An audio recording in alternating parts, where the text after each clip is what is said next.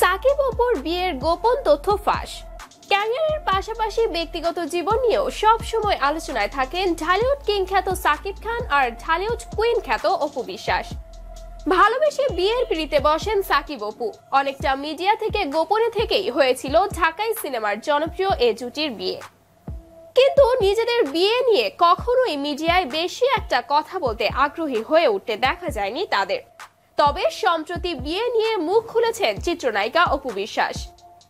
সংবাদ মাধ্যমে ব্যক্তি জীবন নিয়ে কথা বলতে গিয়ে অপু বিশ্বাস বলেন, সিনেমার শুটিং এর বাইরে কখনোই আমার সাথে কথা বলতে পারতো না সাকিব, মায়ের কারাগার ছিল।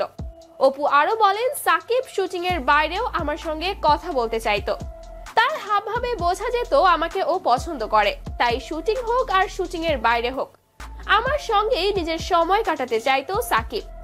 এ সময় অপু বলেন, একবার শুটিং এর বাইরে সাকিবের সঙ্গে দীর্ঘ সময় কথা বলেছিলাম, আমার মা বিষয়টি পছন্দ করেনি, শুটিং সেটে সবার সামনে আমাকে এর জন্য থাপ্পড় দিয়ে বসেন।